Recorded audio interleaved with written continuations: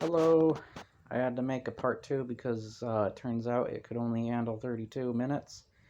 But I will show you that I got 2 new books recently. The Slab by Karen Travis and Collation's End. These are probably the last 2 Gears books I will collect. I mostly want Karen Travis ones, but I'll think about getting the newer ones, and you guys can tell me if you think they're good.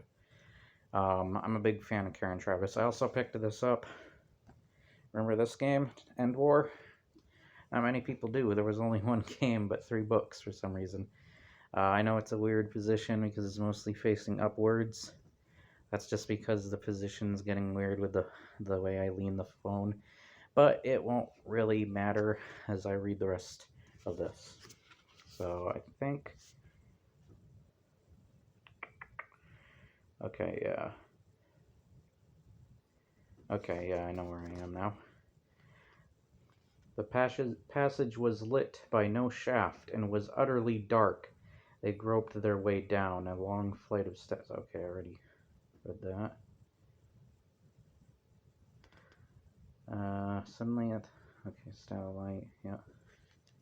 It's over.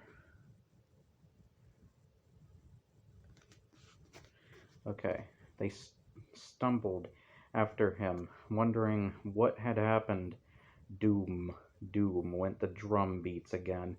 They now sounded muffled and far away, but they were following. There was no other sound of pursuit. Either. Okay, Gandalf took no turns, right or left. Okay, so where the hell am I? At the moment, that was their chief danger. For in the dark they could not see a decent until they came and on it and put their feet out into emptiness. Gandalf felt the ground with his staff like a blind man. Okay, at the end of an hour they had gone a mile, or maybe a little more, and had descended many flights of stairs. There was still no sound of pursuit. Almost they began to hope that they would escape. At the bottom of the 7th flight, Gandalf halted. It is getting hot. Okay, I've read this. Jeez. Like I'm forgetting my place since the last video. I suck at that, honestly. Gimli took his arm and helped him down to the seat on the step. What happened? Away up there at the door, he asked. Did you meet the beater of the drums? I do not know, answered Gandalf, but I found myself suddenly faced by something that I have not met before. I could think of nothing to do but to try and put a shutting spell on the door. I know many, but to do things of that kind rightly requires time, and even then the door can be broken by strength. As I stood there, I could hear orc voices on the other side. At any moment, I thought they would burst it open. I could not hear what was said. They seemed to be talking in their own hideous language. All I caught was "Garsh, that is fire." Then something came into the chamber. I felt it through the door, and the orcs themselves were afraid and fell silent. It laid hold of the iron ring, and then it perceived me and my spell. What it was, I cannot guess, but I would have never felt such a challenge. The counterspell was terrible. It nearly broke me. For an instant, the door left my control and began to open. I had to speak a word of command that proved too great a strain. The door burst in pieces. Something dark as a cloud was blocking out all the light inside, and I was thrown backwards down the stairs. All the wall gave way, and the roof of the chamber was as well. I think. I am afraid of Balin is buried deep, and maybe something else is buried there too. I cannot say. but at least the passage behind us was completely blocked. Ah, I have never felt so spent, but it is passing. And now, what about you, Frodo? There was not time to say so, but I have never been more delighted in my life than when you spoke. I feared that it was a brave but dead hobbit that Aragorn was carrying. What about me? Said Frodo. I am alive, and whole, I think. I am bruised and in pain, but it is not too bad. Well, Aragorn said, I can only say that hobbits are made of a stuff so tough that I have never met the like of it. Had I known, I would have spoken softer in the inn at Bree. That spear thrust would have skewered a wild boar. Well, it did not skewer me, I am glad to say, said Frodo, though I feel as if I had been caught between a hammer and an anvil. He said no more. He found breathing painful. You take after Bilbo, said Gandalf. There is more about you than meets the eye, as I said of him long ago. Frodo wondered if the remark meant more than I said. They now went on again. Before long Gimli spoke. He had keen eyes in the dark. I think, he said, that there is a light ahead, but it is not daylight. It is red. What can it be? Gosh, muttered Gandalf. I wonder if that is what they meant, that the lower levels are on fire. Still, we can only go on. Soon the light became unmistakable and could be seen by all. It was flickering and glowing on the walls away from the passage before them. They could now see their way. In the front of the road sloped down swiftly, and some way ahead there stood a low archway. Through it the growing light came. The air became very hot. When they came to the arch, Gandalf went through, signing to them to wait. As he stood just beyond the opening, they saw his face lit by a red glow. Quickly he stepped back. There is some new devilry here, he said, devised for our welcome, no doubt. But I know now where we are. We have reached the first deep, the level immediately below the gates. This is the second hall of Old Moria, and the gates are near, away beyond the eastern end, on the left, not more than a quarter of a mile, across the bridge, up a broad stair, along the wide road, through the first hall, and out. But come and look. They peered out. Let's make sure it's recording still. Okay, good. And before them was another cavernous hall. It was loftier and far longer than the one in which they had slept. They were near its eastern end, westward.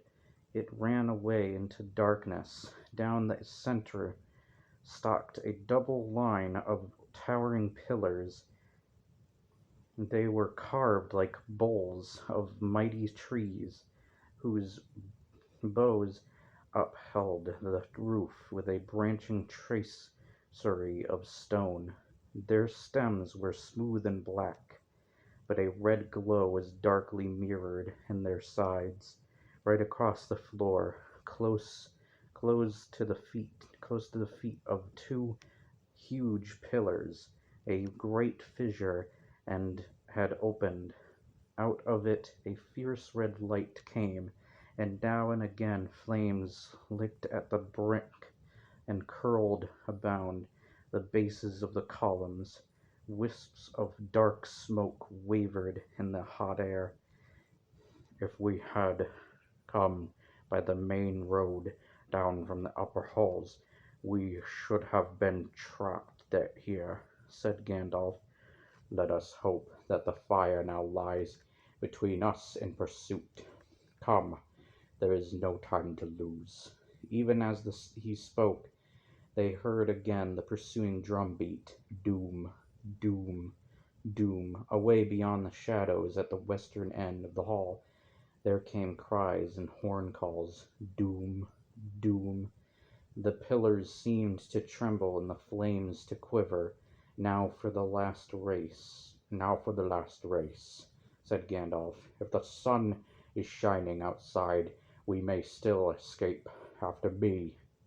He turned left and sped across the smooth floor of the hall. The distance was greater than it had looked. As they ran, they heard the beat and echo of many hurrying feet behind. A shrill yell went up. They had been seen. There was a ring and a clash of steel. An arrow whistled over Frodo's head. Boromir laughed. They did not expect this, he said. The fire has cut them off. We are on the wrong side. Look ahead, called Gandalf. The bridge is near. It is dangerous and narrow. Suddenly Frodo saw before him a black chasm. At the end of the hall, the floor vanished and fell to the unknown depth. The outer door could not only be reached by the slender bridge of stone without curb or rail that spanned the chasm with only curving springs of 50 feet. It was an ancient defense of the dwarves against any enemy that might capture the first hall and the outer passages. They could only pass across in a single file. At the brink, Gandalf halted, and the others came up in a pack behind. Lead the way, Gimli, he said. Pippin and Merry, next straight on. And up the stair, beyond the door. Arrows fell among them. One struck Frodo and sprang back. Another pierced Gandalf's hat and struck there like a black feather. Frodo looked behind. Beyond the fire he saw swarming black figures. There seemed to be hundreds of orcs. They brandished spears and scimitars, which shone red as blood in the firelight. Doom, doom, rolled the drum beats, growing louder and louder. Doom, doom. Legolas turned and set an arrow to the string, and though it was a long shot for his small bow, he drew, but his hand fell, and the arrow slipped to the ground. He gave a cry of dismay and fear.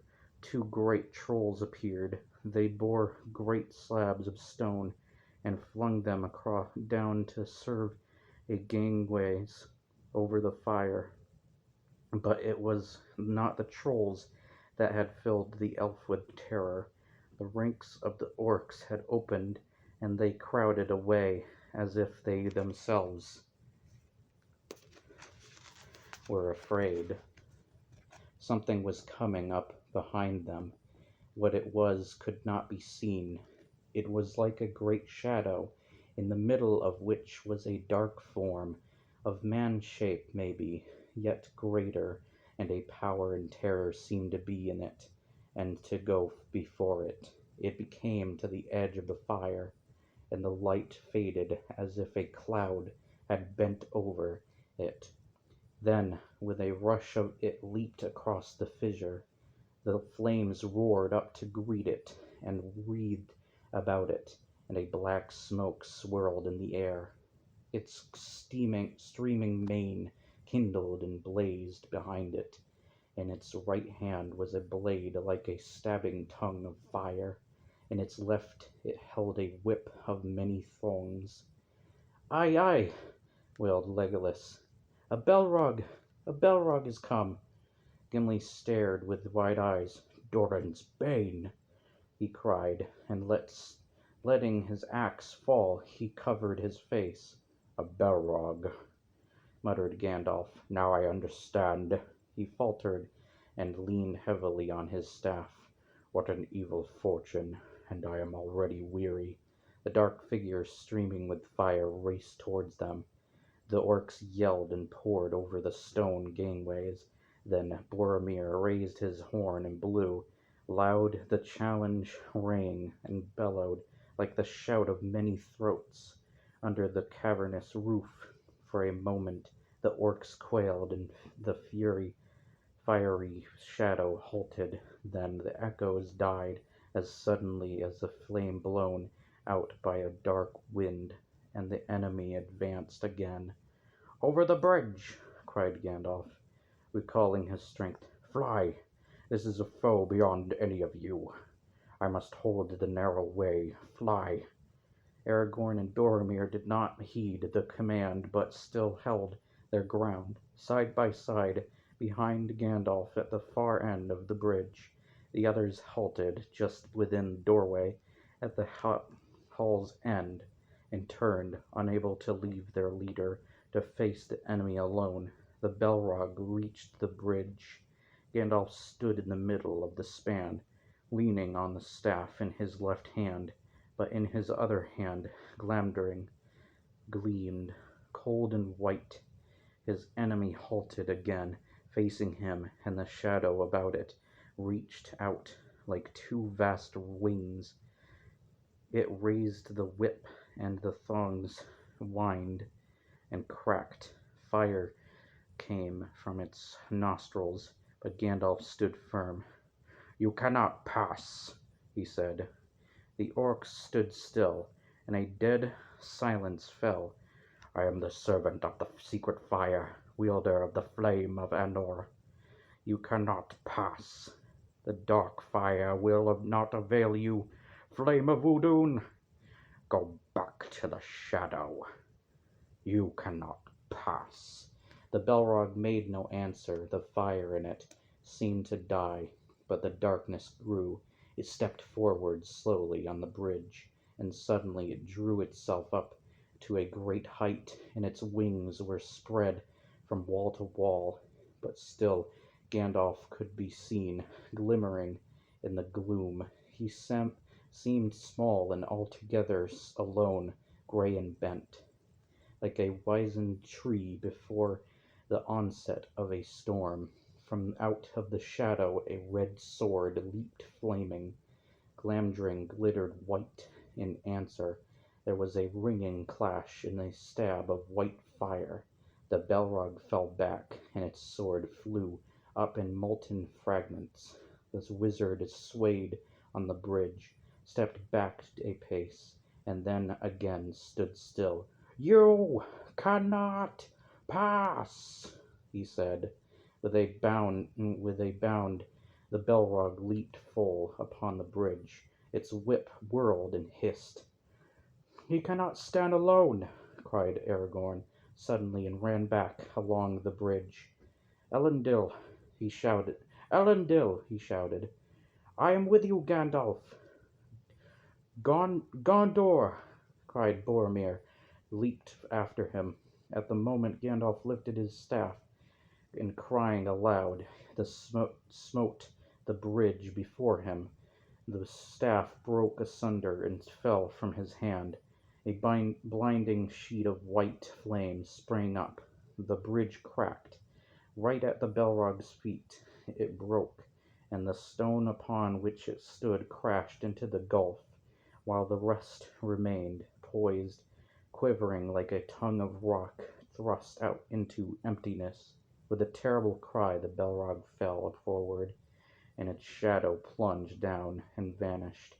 But even as it fell, it swung its whip, and the thongs lashed and curled about the wizard's knees, dragging him to the brink. He staggered and fell, grasping vainly at the stone, and slid into the abyss.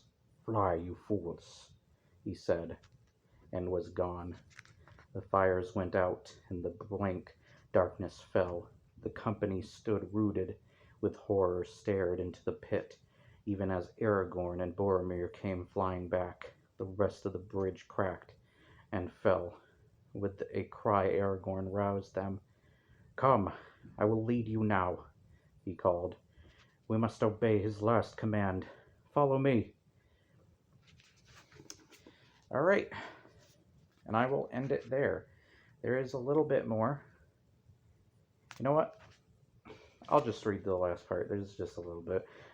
They stumbled wildly up the great stairs beyond the door, Aragorn leading Boromir at the rear. At the top was a wide, echoing passage. Along this they fled. Frodo heard Sam at his side, weeping, and then he found that he himself was weeping as he ran. Doom, doom, doom. The drum beats rolled behind, mournful now and slow. Doom. They ran on. The light grew before them, and great shafts pierced the roof. They ran swifter. They passed into a hall, bright with daylight from its high windows in the east. They fled across it, through its huge broken doors. They passed, and suddenly before them the great gates opened, an arch of blazing light. There was a guard of orcs crouching in the shadows behind the great door posts towering on either side. But the gates were shattered and cast down. Aragorn smote to the ground the captain that stood in his path, and the rest fled in terror of his wrath. The company swept past them and took no heed of them. Out of the gates they ran and sprang down the huge and age-worn steps, the threshold of Moria. Thus, at last, they came beyond hope, under the sky, and felt the wind on their faces.